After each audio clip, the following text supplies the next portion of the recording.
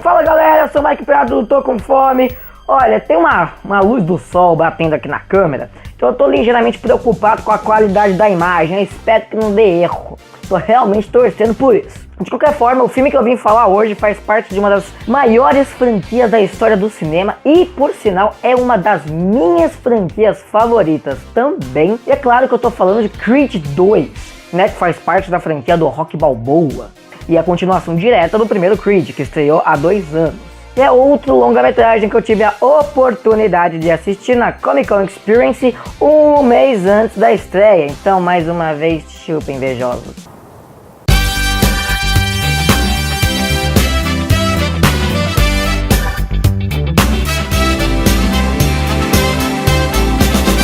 E uma das experiências inesquecíveis que eu tive no cinema também foi justamente assistindo Creed 1 na segunda edição da Comic Con em 2015, porque foi uma das experiências cinematográficas mais intensas da minha vida, porque a plateia, ela comemorava junto com o personagem. Quando a plateia do boxe, né, começou a gritar Creed, Creed, Creed, a plateia da Comic Con começou a gritar Creed, Creed, Creed junto. Então foi uma das experiências cinematográficas mais intensas e imersivas que eu tive em toda a minha vida. Creed 2 também foi intenso e imersivo na Comic Con Experience, né? Como eu disse, eu também vi na Comic Con Experience.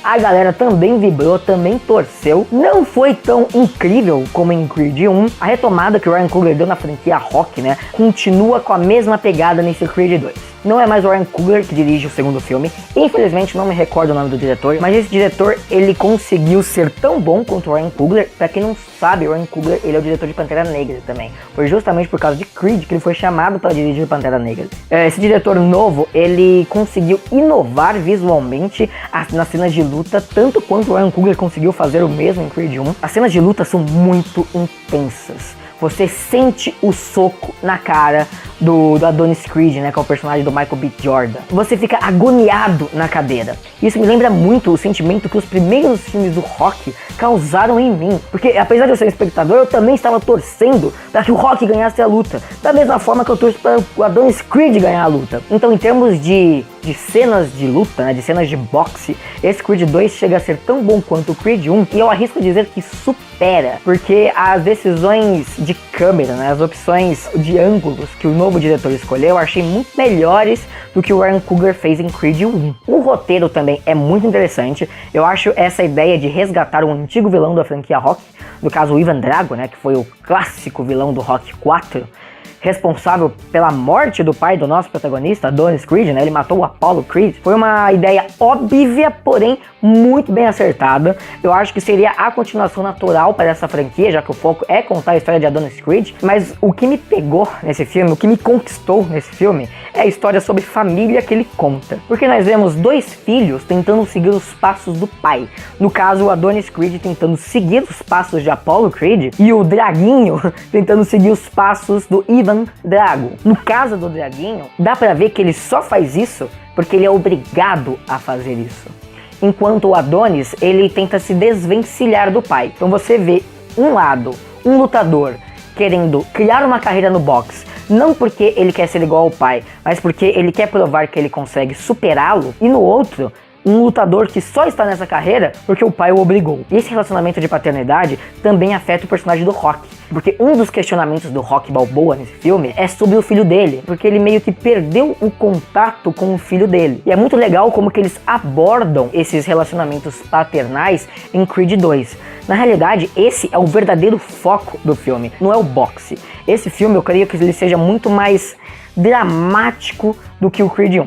Ele tem cenas muito mais paradas e reflexivas do que o filme anterior, e ouso dizer que ele tem cenas muito mais paradas e reflexivas dentre todos os filmes da franquia Rock. Isso que eu acho que trouxe o ar de diferente para o Creed 2. É um filme que segue a formulinha clássica do Rock. Você vai ter uma luta no final, você vai ter a cena do treinamento, você vai ver coisas familiares que todos os fãs de rock estão acostumados a ver em todos os filmes da franquia, mas essa inovação de focar na família, nessa história que fala muito sobre continuar um legado, foi muito interessante. E por sinal, a própria franquia Creed, ela continua o legado da franquia Rock. Então isso acaba sendo um paralelo com a história dessa franquia em si, porque nesse segundo filme nós vemos pela primeira vez eles se emanciparem do personagem do Rock. No Creed 1, o Rock ainda era muito importante. Você poderia facilmente substituir o nome Creed para Rock 7, que não faria diferença nenhuma.